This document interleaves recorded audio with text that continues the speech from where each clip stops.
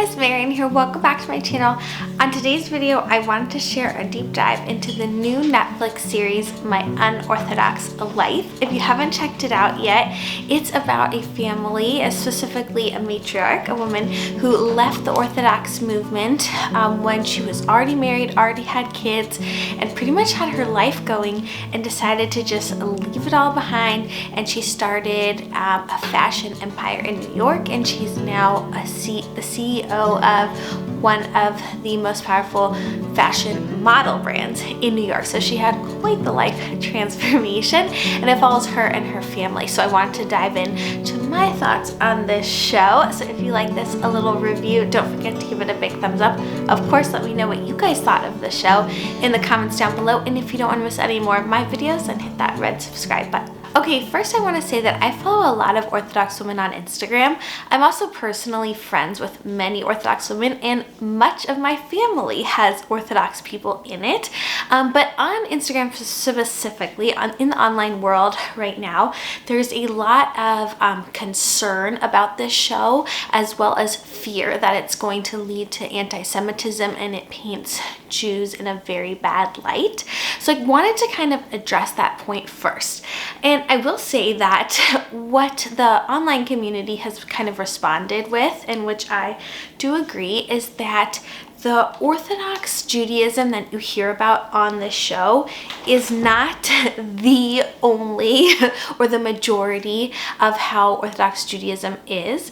It presents one person's specific history and viewpoint, and I don't want to invalidate that at all, because I definitely was not surprised to hear her story, the things that she said, although some of that was upsetting about, things that women couldn't do, the way they were forced to wear things, marry people, go anywhere, the restrictions on driving, things like that were not things that I had never heard of before. I would just say that there are some communities where there is much less freedom for women, and where there are some families where those personal decisions are made versus, that's not Orthodox Judaism overall. And in fact, if you do follow any Orthodox women on Instagram, you'll see that many of them are independent business owners. Many of them are the breadwinners in their families, because it's actually very common for Orthodox men to study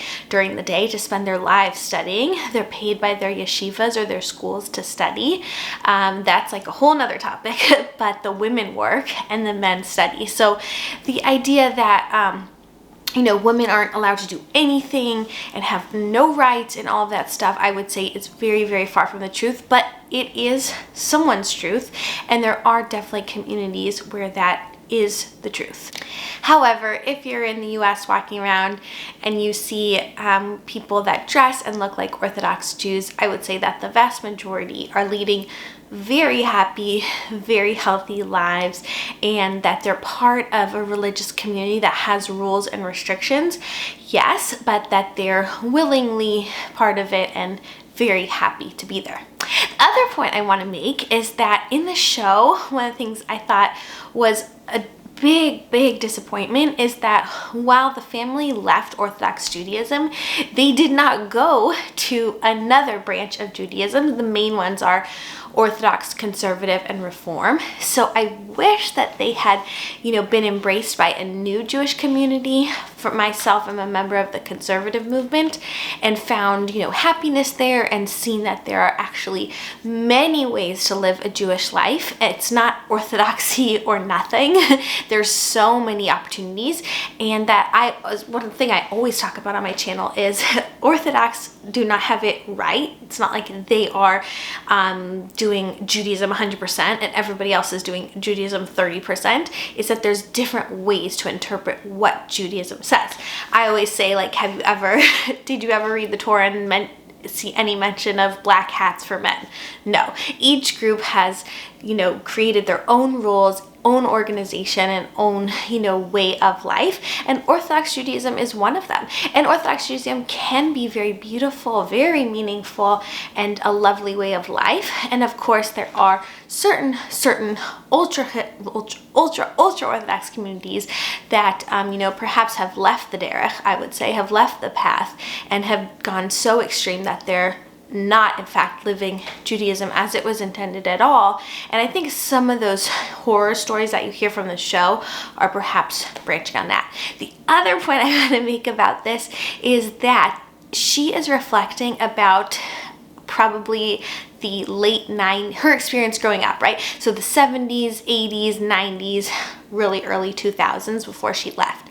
So in the same way, if anybody reflects on their life, right? Think about your experience in high school or middle school in the 80s and 90s. A lot of things were really different, and you probably heard teachers and, like after school religious teachers, your parents even say things that today just would not fly. So I think there's also an aspect of that, she left the community a long time ago, and things today are probably not as they were growing up, as a child in the 80s and 90s in those communities. But overall, I think the point that the show makes is that fundamentalism is bad. It's always bad in any religion when you become so fundamentalist that you can't think for yourself, that your community doesn't allow you to think for yourself. Sometimes the only opportunity is to leave. And I don't, in any way fault her for that decision. I think she made probably one of the most tremendously difficult decisions, especially because her kids were still in the movement. And that's another interesting aspect, because her kids were a little bit older, right? Some of them were married, or at least in their teen years. Like everything was okay. She still got to take care of them. But there are stories of women who leave and don't get to have their children come with them because, they don't have the legal financial ability to fight for that, or the community prevents that. So in some ways, she was very lucky that she became so successful and that she still has her family together. So that's actually a very positive aspect of the story.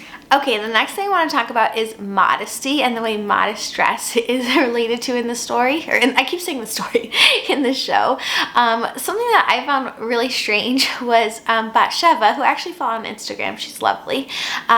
There's this scene where like her husband doesn't want to wear jeans, but she's constantly wearing mini skirts and like very revealing tops. So I would say modesty, again, throughout different Orthodox communities, there's very different rules about what qualifies as modest. And in some it's like collarbones completely covered down to your elbows and, ankles and all of that. But there's others where it's way more free than that. And, there's just different kind of standards within communities. But from the Orthodox women that I know, the way that they view modesty is that it's all about themselves, that modesty is a gift to them. One, they don't have to worry about presenting their bodies to the outside world, but that also that their bodies are holy, they're for their husbands or their partners and family, and that it's their way of maintaining and reminding themselves how sacred their human body is, and that they don't view modesty in any way as like a shackle or something negative. And of course there are women, again, within these communities who modesty just doesn't fit for them. But that doesn't all mean that they leave Orthodoxy. Some of them just, dress how they want, and their families are totally fine with it. And when they go into synagogue, for example, they'll dress more modestly. But when they're at home or in their daily life, they might not. So there's a lot more flexibility than the show gives credit for. The other thing I will say is that, again, reflecting on this idea of the time period of when she left, it used to be standard across the board outside of Orthodox Judaism as well, but just in general, right? That women and girls had to dress modestly because otherwise men and boys would have evil thoughts and that they would be sinful and that they couldn't resist their actions. And what we've realized over time, like through child psychology and everything we've learned, is that actually all that rhetoric does is tell boys that they're predators and that they can't help themselves, and it does nothing to in any way empower or protect women. And all it does is send a very negative message to men that ends up being very, very destructive to them later in life. So again, this rhetoric around modesty is really changing, and the old like adage and excuses of like, oh well, we don't want the boys behaving badly, we now know is actually like one of the worst things you could say about modesty. One scene that I really loved in the show so far was when she goes back to visit her youngest son who's still living with his father, Aaron, and I guess they had sent him to a more religious summer camp than the school he'll be going to, and there's this like tense conversation about how he wants to be more religious than his family even is at that point, and that's like his mom's biggest fear. It's just that scene rang really true for me, because I think within every family that's associated with religion in any way, there's always children and parents who disagree on the level of religion. And I know many grandparents, who watch this channel and in my personal life, whose children, didn't marry someone Jewish or didn't want Judaism in her life. There's also many grandparents I know whose children did marry Jewish, but still don't want anything to do with Judaism in their life, or intermarried and then became very religious, or became really Orthodox when their parents weren't. And so there's this source of tension within families, that there's like always this religious divide, even if you're all the same religion. So I thought that was a really interesting scene and a really interesting take within the show, that her kids are all sort of different levels of interest in the religion. And then lastly, just as a viewer of reality television, so just as a disclaimer, I actually worked in reality television for 10 years, so I have a strong production and development background in this, and so I kind of have a very critical eye. But to me, the show needs a lot of work, a lot of help. I think the scenes were very choppy. There's a lot of inconsistencies, and I think it was just very clear that a lot of everyone in the show was on TV for the first time, and that is a huge adjustment. When you look at the first season of any reality show, it's kind of jarring. So although this was produced by Netflix and had a huge budget and had all this marketing and publicity, it had like all the bells and whistles, but I think most of the people, that I've talked to who have watched it were really just interested to see how it was handling this conversation about the Orthodox community, rather than just watching it for pure entertainment. Sorry, that's my phone. So I'm curious to see like how things will kind of develop with the show, if they'll be able to strengthen it. I think that the storylines, like it's all there, the characters are great, everything is there, it just needs some work helping the story along, so we'll see. And then I just want to close kind of where I started, which is, should we be concerned that this show would lead to more anti-Semitism? And my answer to that is, I believe that anti-Semitism comes from unknown, that all hatred is based on fear of the unknown, and that hopefully the show will do more to showcase some of the beautiful aspects of Jewish tradition, and sort of move away from her personal story of just bashing the specific Orthodox community that she came from. But I think that if you want to go into it with an eye that like, here's a reason to hate Jewish people, you'll find reasons to check the box on that. If you go into it just being like, what are Jewish families like, I think you'll be surprised and interested to see how much variety and uniqueness there is.